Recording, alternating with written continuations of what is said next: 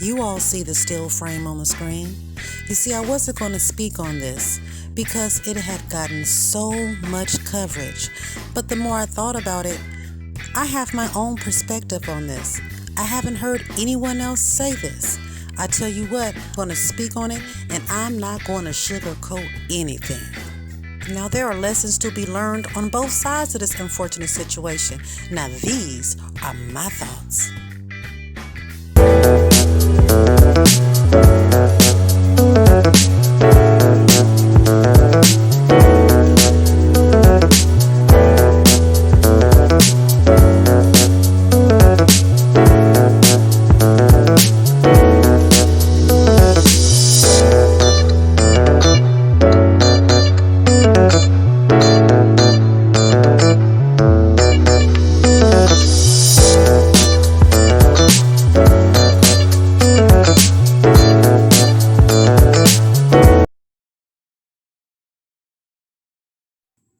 Hello, everybody, and thank you once again for joining me today. Keep your hands to yourself. Isn't that what we were taught as kids? Now, unfortunately, some people either didn't get the memo or chose to ignore it. Now, on June 18th, 35-year-old Carlisha Hood was at a hot dog stand on the south side of Chicago. As a 14-year-old son waited in the car, his mother was seen on video having a heated exchange with a man inside of the restaurant. We know him now as Jeremy Brown.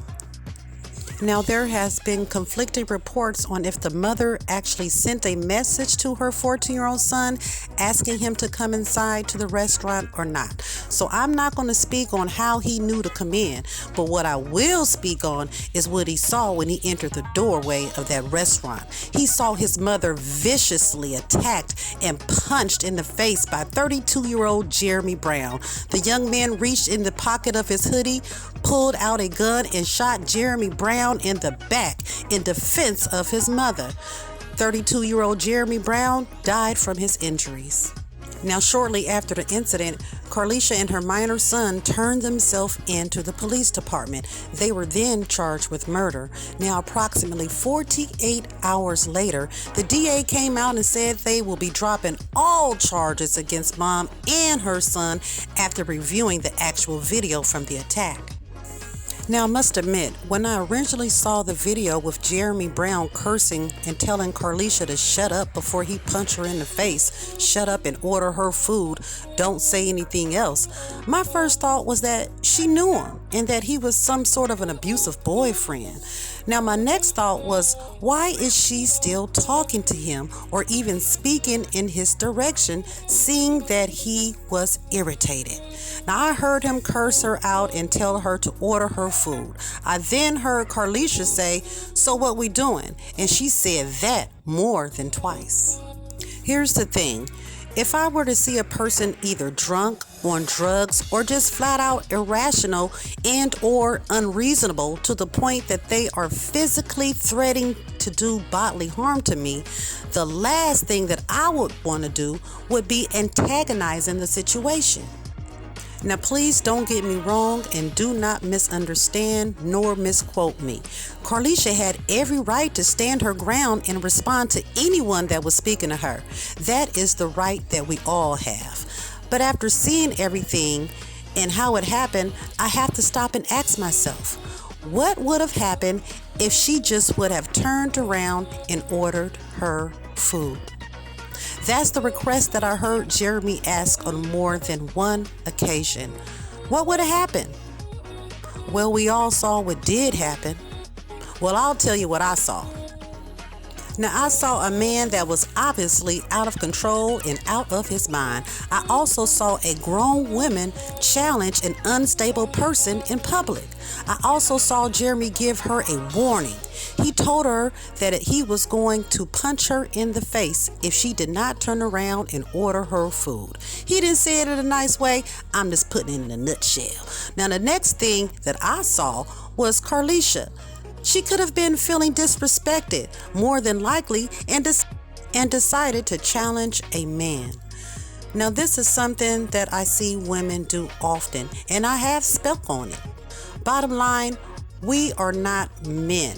Women need to stop challenging men, whether sober, whether intoxicated. However, now I'm not saying run and hide and don't defend yourself. I'm not saying that at all. But in this specific incident, this man was obviously out of control, and I feel that it was inappropriate for her to challenge him under any circumstances, especially when she wouldn't have been able to take care of the business herself, which is why her son ended up inside the restaurant. She needed backup, but by the time her backup got there, she was getting her head knocked off 3 or 4 different ways until her son saved her. Now, was Jeremy Brown wrong for speaking to her, cussing her out and getting in her face, disrespecting her, telling her what to do? Absolutely. He had no business doing that. But the fact that he did should have altered any grown adult, altered their thinking, just the way that he was speaking to them, to just leave that person alone, not antagonize that person. You never know what a person is really capable of doing, especially if you're not ready to take on the battle by yourself. Now, as far as the young man, he did what he felt like he needed to do to protect his mother. Kudos to him. I have no issues with him and what he did. I'm not here to speak on that. I just wanted people to really think about, even though this woman had a right to do what she did, she had a right to say everything that she wanted to say. She had a right to do that. She had a right to respond. I get it. I guess my question would be, what would have happened had she just turned around, not act like she could beat him up because she knew that she could not? Why didn't she just order the food? What would have happened? Why didn't he keep his hands to his damn self? This can go both ways, every day, all day. The bottom line is that there is a life that was lost. Whether you agree that he should have lost his life, or do you believe that he should have gotten a warning shot?